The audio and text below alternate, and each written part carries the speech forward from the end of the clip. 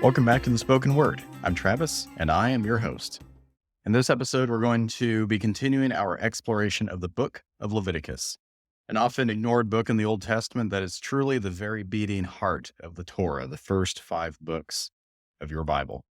I established in our first episode of the series that misunderstanding this book by imposing Gentile, non-Jewish ideas and categories and concepts onto it can make us draw radically incorrect conclusions when reading the New Testament.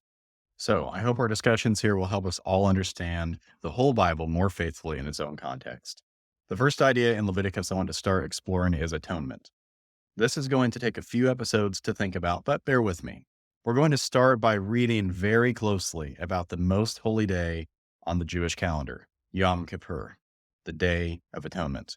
It is located in Leviticus chapter 16, the very center of Leviticus, which is itself the very center of the Torah. You could say that the Day of Atonement is the very fulcrum upon which the entire Torah pivots. But before we get into it, think long and hard about that word atonement for a second. It's not a word that we use very often, at least where I'm from. What does that word mean? Pause and think about that word atonement for a moment. How would you explain that to someone?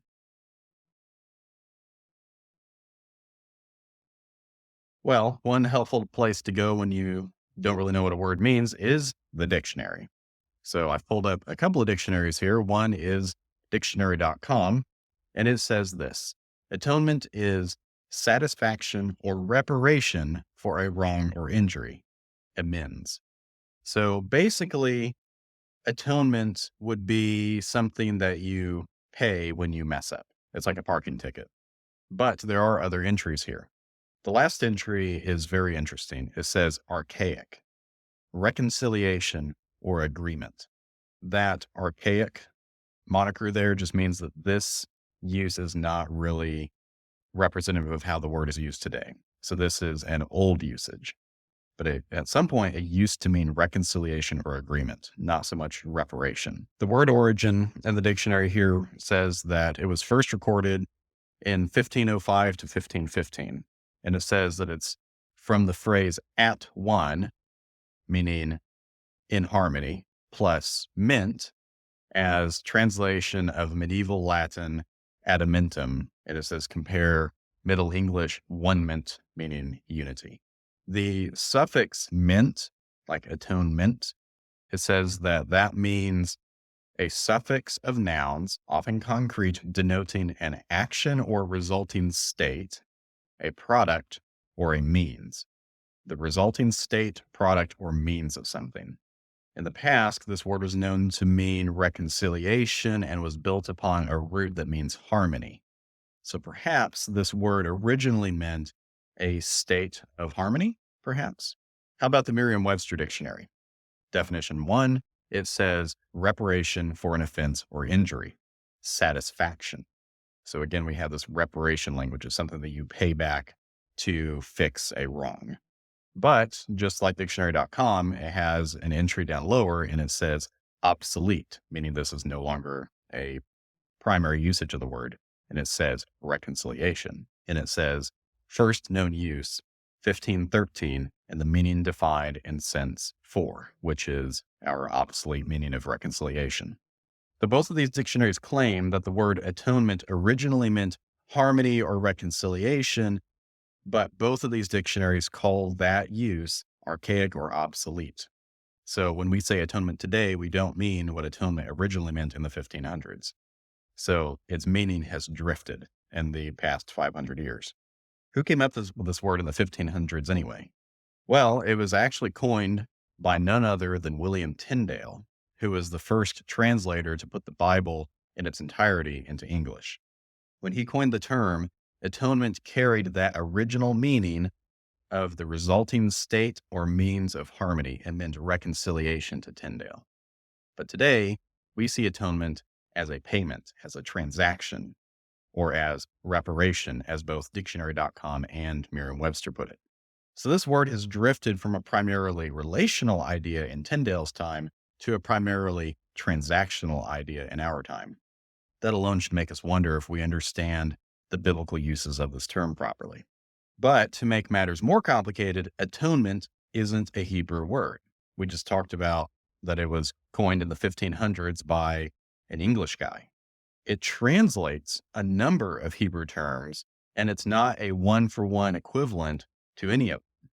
So rather than relying on an English dictionary to tell us what a purely English word means, a better way to define its biblical use would be to see how atonement works in action in the biblical text and define it by how it functions. That, in turn, will educate us about how the underlying Hebrew works. Think of it like this. If I'm reading a translation of an ancient text that mentions a boat, and my English dictionary tells me that a boat is a kind of vehicle that's used on water, I would think that anytime this ancient text says boat, that the underlying language would mean a boat, just like my English dictionary says it. But as I'm reading along, the ancient text says that the boat took off and flew away. So even without knowing exactly what the underlying ancient language said or understanding anything about it, I can conclude that whatever the ancients meant when they said something that our translators thought was a boat was more like an amphibious aircraft in their mindset. So what I'm trying to say is that watching a word work in context will help us get the meaning of not just how our translators have put a word, but the true meaning of the original language without even knowing it, assuming that the text that around this word has been translated well. So you can actually get a decent understanding of the nuances of an ancient language just by reading a translation very, very carefully, and with the knowledge that the words that you have in front of you aren't a perfect one-for-one representation of what's there in the original. So all that being said, how does atonement, whatever that means, how does it work in Leviticus? And how can that help us understand aspects of the original underlying Hebrew? So let's read how atonement is used at the center of Leviticus in chapter 16, the Day of Atonement. It says this: The Lord spoke to Moses after the death of Aaron's sons when they approached the presence of the Lord and died. For reference, two of Aaron's sons die in Leviticus chapter 10 when they waltz into the tabernacle and burn unauthorized incense in the tabernacle. Leviticus has these little narrative pieces to it occasionally. So that happens in Leviticus chapter 10. This is telling us about Leviticus chapter 16. So this is after the death of two of Aaron's sons, it says. So that's the context. This is when this is happening. It says, The Lord said to Moses, Tell your brother Aaron that he may not come whenever he wants into the holy place behind the curtain in front of the mercy seat on the ark, or else he will die, because I appear in the cloud above the mercy seat. This is all language about like one of the more central parts of the tabernacle where the Ark of the Covenant is kept. There are many diagrams online that you can pull up to get a better idea of what the tabernacle kind of looked like. That's not really important to what we're doing here, so I'm not going to spend a lot of time on it. But basically, God is saying, hey, Aaron, you can't just waltz into my presence at the very center of the tabernacle anytime you please. So that's what's being said here. So let's read on. God says, Aaron is to enter the most holy place in this way. So not just whenever he wants, but this is when you're going to do it. He says you're going to enter it with a young bull for a sin offering and a ram for a burnt offering. He is to wear a holy linen tunic, and linen undergarments are to be on his body. He is to tie a linen sash around him and wrap his head with a linen turban. These are holy garments. He must bathe his body with water before he wears them. He is to take from the Israelite community 2 male goats for a sin offering and 1 ram for a burnt offering. So Aaron has to put on all of his priestly duds. He has to wash himself beforehand, put on his clothes, and then he has to get 5 animals. He has to get a young bull for a quote sin offering and a ram for a burnt offering. Plus, from the people, he brings 2 goats for another sin offering and another ram for another burnt offering. So great. Now we have 5 critters. What are we supposed to do with them?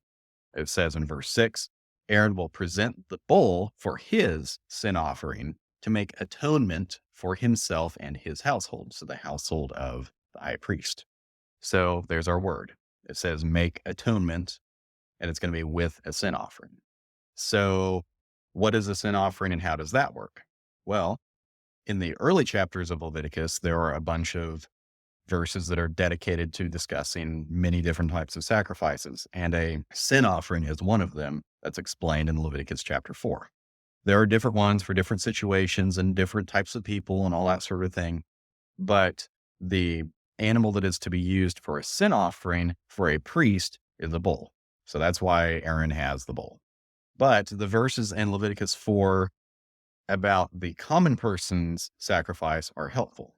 It says this: Now, if any of the common people sins unintentionally by violating one of the Lord's commands, does what is prohibited and incurs guilt, or if someone informs him about the sin he has committed, then he is to bring an unblemished female goat as his offering for the sin that he has committed.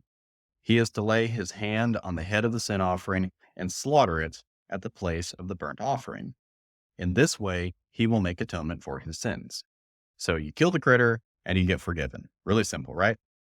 But hold on. Even though that may have just sounded really reasonable to all of us, that's not what it says. I just tricked you. I made up that concluding line. Atonement doesn't happen when you kill the animal. That happens way later in the ritual. Here's what it actually says. It says he, the one presenting the sacrifice, is to lay his hand on the head of the sin offering and slaughter it at the place of the burnt offering. So you bring the animal and you slaughter it.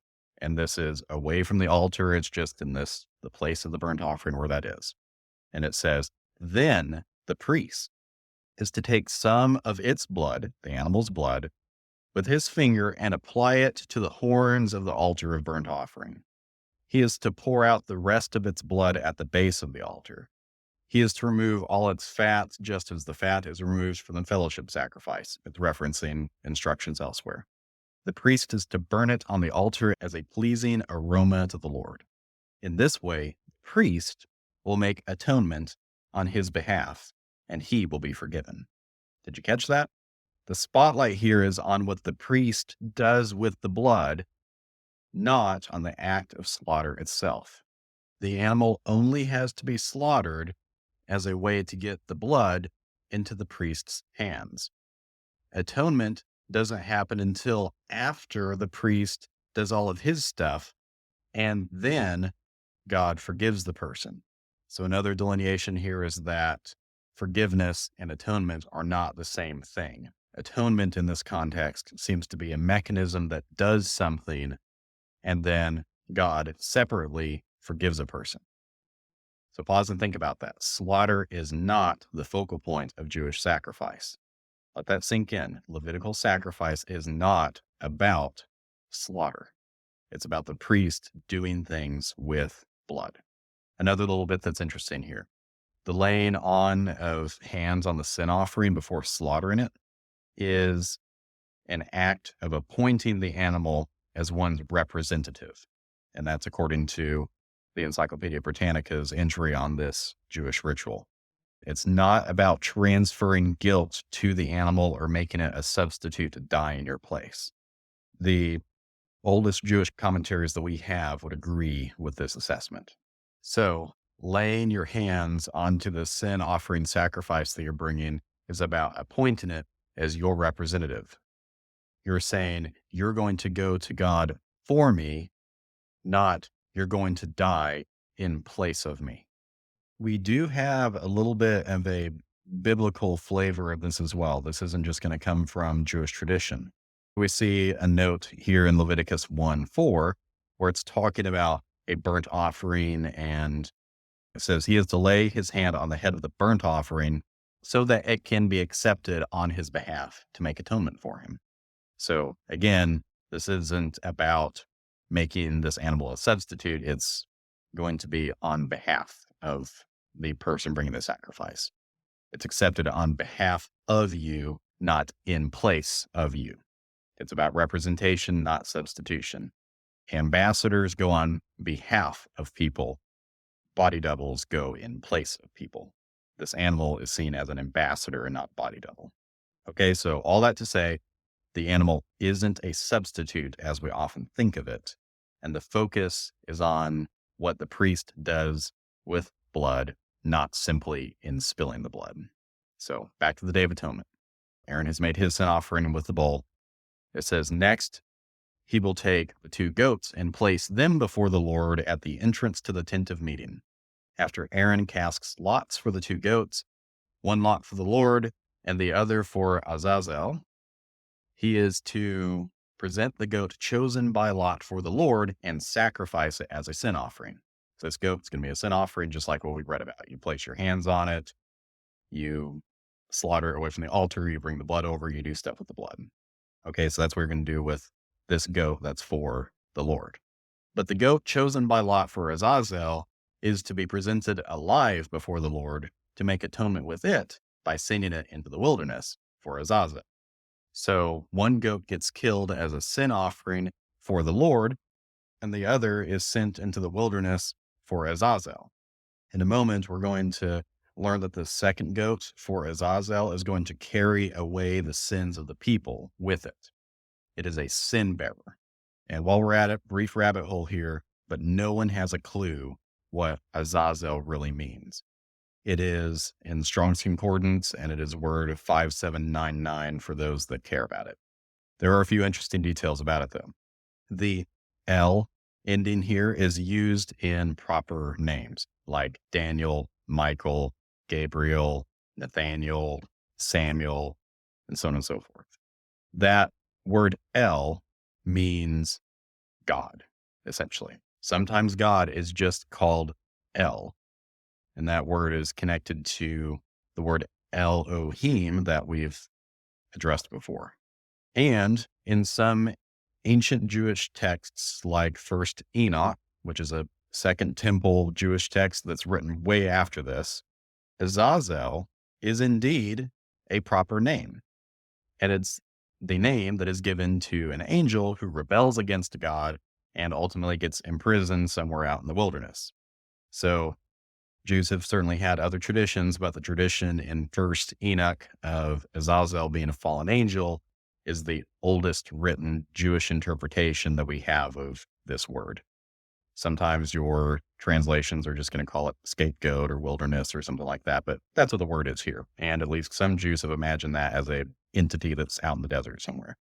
I personally think it makes some sense for this name to actually refer to a being like Azazel, since one goat was for the Lord, and therefore it would kind of make sense for the other to be, quote, for someone as well. I borrow this analogy from Tim Mackey over at the Bible Project, but he said that if you go with this, the sin-bearing goat for Azazel is like loading up all of the sin garbage of the Israelites and hauling it off and dumping it out of this fallen angel's territory. Regardless, whatever interpretation you take, the point is here that one of these goats from the people is used as a sin offering. Its blood is spilled, that blood is manipulated and placed on the altar by the priest. It's presented before God, all that kind of stuff. And the other goat bears the sins of the people and is sent away off into the wilderness. And both of those acts are said to, quote, make atonement. So whatever atonement is, both of these kinds of concepts are in mind. It's not just killing something to appease God. So back to the text. Now we circle back and Leviticus gives us some more specifics. It says, when Aaron presents the bull for his sin offering and makes atonement for himself and his household, he will slaughter the bull for his sin offering. Then he is to take a fire pan full of blazing coals from the altar before the Lord and 2 handfuls of finely ground fragrant incense and bring them inside the curtain. He is to put the incense on the fire before the Lord so that the cloud of incense covers the mercy seat that is over the testimony, or he will die. So this is saying that Aaron is going to go into the center area of the tabernacle, which is this kind of big tent and courtyard kind of thing. And the Ark of the Covenant is sitting there. And there's a spot on the top of the Ark of the Covenant, which is this box essentially that has the tablets and so forth in it, the Mosaic Law in there. If you don't know what the Ark of the Covenant looks like, go watch Indiana Jones or something, or use Google. But it's a box, and it has these sculptures of some angelic beings called cherubim that are sitting on top of it. And in between those little sculptures, there's this area that's called the mercy seat. It's thought that it's imagined that God like sits right there. It's like a little miniature of God's heavenly throne, essentially. So Aaron is coming before the throne of God, and he's going to put this cloud of incense up between him and the mercy seat so that he doesn't die. So it's kind of like a smoke screen kind of thing is the idea. It says that he is to take some of the bull's blood and sprinkle it with his finger against the east side of the mercy seat. Then he will sprinkle some of the blood with his finger before the mercy seat 7 times. So that's what you do with the blood of Aaron's bull. Its blood gets sprinkled on the mercy seat in the Holy of Holies where the ark is kept, and it's sprinkled before it. Notice that Aaron himself does not actually touch the Ark of the Covenant. He kind of like flicks the blood in these places from a distance. He himself does not actually approach that close. Then it goes on and it says, when he slaughters the male goat for the people's sin offering and brings its blood inside the curtain, he will do the same with its blood as he did with the bull's blood. He's going to sprinkle it against the mercy seat and in front of it. He will make atonement for the most holy place in this way for all their sins because of the Israelites' impurities and rebellious acts. He will do the same for the tent of meeting that remains among them because it is surrounded by their impurities. Now, hold on a second. One moment we're atoning for people, like we're atoning for Aaron and his family, we're atoning for the people, all this kind of stuff. And now we're atoning for the Holy of Holies, a tent structure, and we're atoning for the tabernacle itself. How do you atone for an inanimate object? What did it ever do to you, God? Why is sin treated more like a toxic substance that needs to be cleaned off?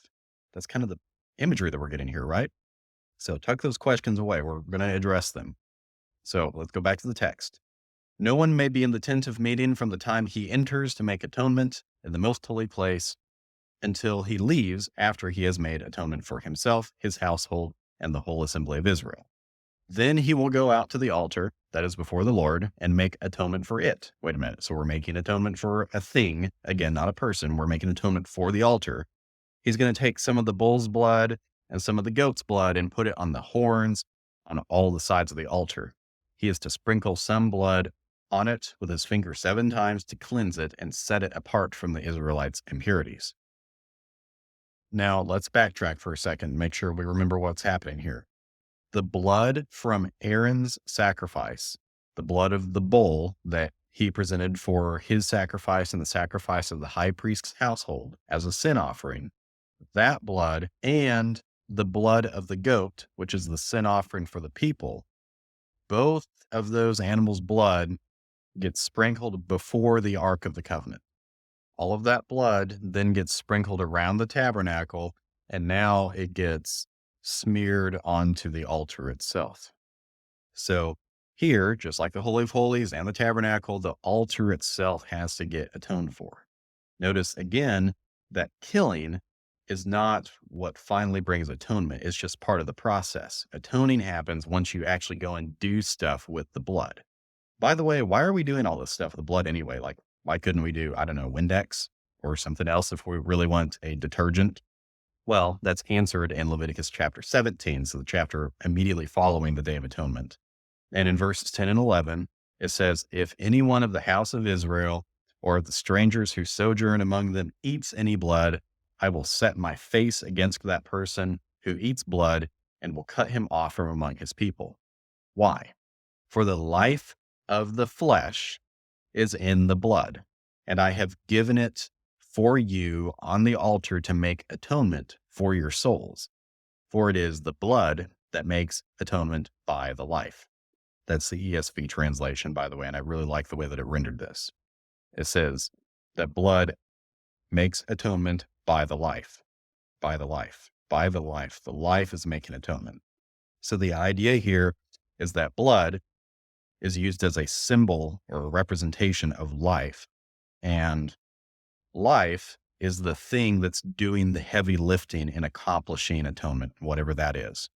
So you get this concept from Leviticus that pure, unblemished life is almost like a detergent that can unmake sin and all of its contamination. So shedding blood is part of the means of atonement The shedding of blood itself does not result in atonement. In fact, a sin offering for the very poor isn't even blood, it's flour. You can read about that in Leviticus chapter 5. So this is all about symbolism. That would make no sense for the sin offering of the poor to be flour if bloodshed itself was the central focus of sin offerings. Okay, so this is all symbolic. It's all mystical. It's very hard for us to get our Western heads around, but that's the ideas that are being presented here. It's about life. It's not about death. So scratch one bull and one goat. They've been slaughtered. Their blood or their life, as we now can see, is used to clean things up around the tabernacle and in God's presence. And it's used to clean the people up. So now we're going to see the ritual of that second goat, the one for Azazel, get fleshed out. It says, when he has finished making atonement for the most holy place, the tent of meeting, and the altar, he is to present the live male goat. Aaron will lay both his hands on the head of the live goat and confess over it all of the Israelites' iniquities and rebellious acts, all of their sins. He is to put them on the goat's head and send it away into the wilderness by the man appointed for the task. The goat will carry all of their iniquities into a desolate land, and the man will release it there. So there goes goat number 2. It gets to bear sins. It carries them. It doesn't absorb sin or internalize sin. It carries sin away.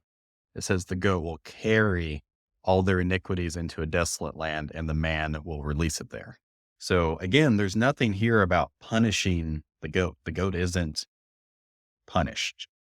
It's given this task. It's given the responsibility of, here's all of our stuff that we can't get rid of, and I need you to go carry it away from the presence of God and his people. So that's the idea of this goat. It's cleaning up sacred space somehow. So it is not punishment. It's certainly a sad task, but this text gives us no sense of malice towards the goats. If anything, it's a hero because it's doing something that apparently even Aaron or anybody else can't do. The goat is the one that's appointed for this task. So it's a sad task, but it seems to be portrayed, if anything, as a heroic one. It's not about punishing this goat. Now, what about those 2 rams that we had for the burnt offerings? Verse 23 goes on and it says, then Aaron is to enter the tent of meeting, take off the linen garments he wore when he entered the most holy place and leave them there. So he gets all of his priestly duds off. He will bathe his body with water in the holy place and put on his clothes. Then he must go out and sacrifice his burnt offering and the people's burnt offering, which are those 2 rams. He will make atonement for himself and for the people.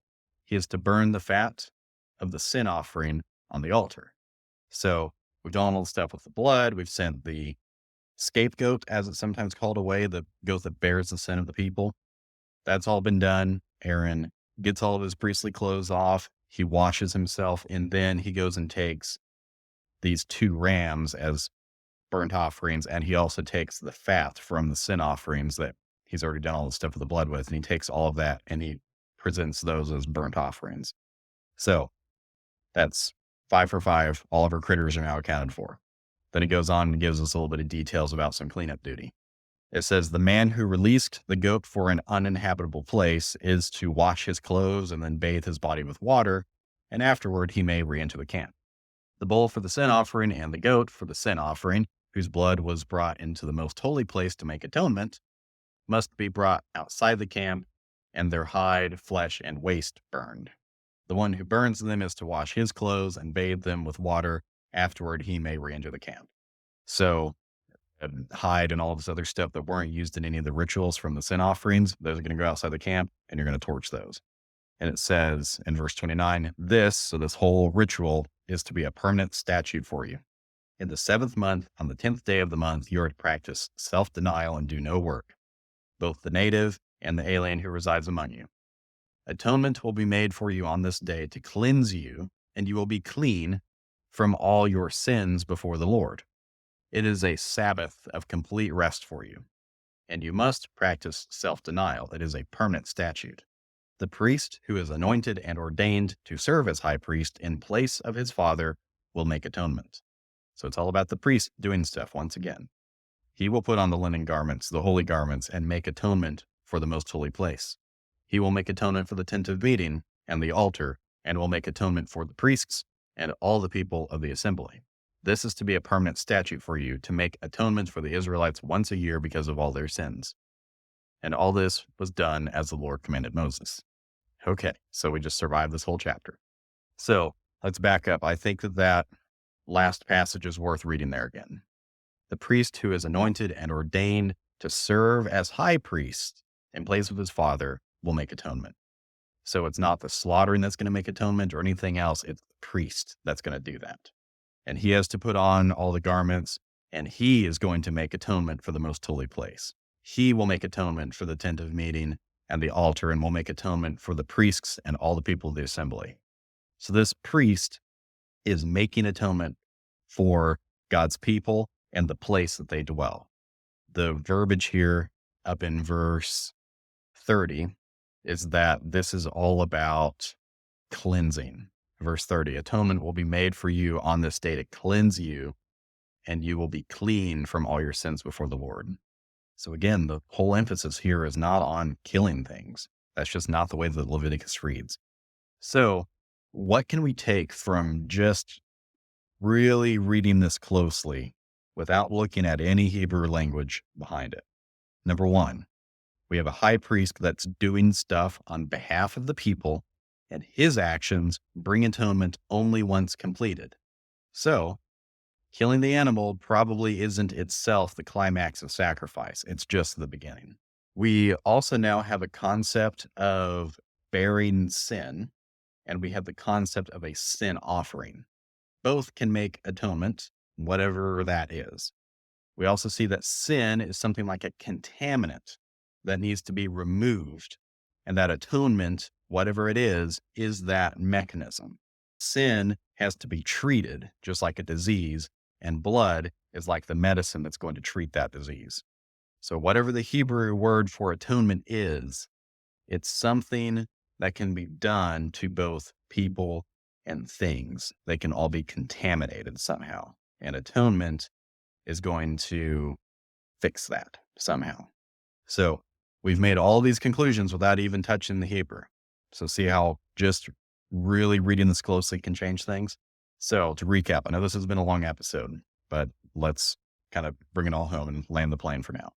We started with an English definition of reparation for atonement. Then we moved back to the 1500s, and we got this idea of bringing harmony in a harmonious state and that kind of stuff. And now we see that even that definition doesn't really capture all of this. Levitical atonement is more like using detergent to remove filth or using medicine to treat a disease. So we probably need to change the way that we think about this word when we're reading it in the biblical context. And again, why are we talking about all this stuff? The New Testament uses these very ideas. Watch this. Jesus, quote, bears sin, just like the scapegoat. He is called a, quote, sin offering, like the goat and the bull of Aaron that we looked at. He's also called a high priest in the New Testament, just like Aaron and his descendants will be high priests. So misunderstanding Leviticus could make us misunderstand stuff about Jesus. But that's all for now. We're going to pause here. We're going to keep thinking about atonement in the next couple of episodes, but I hope this has been a good start. Go back and read over these passages in Leviticus and mull on them just a little bit. But with that, that's all for now. Thank you so much for listening. Until I see you in the next episode, God bless.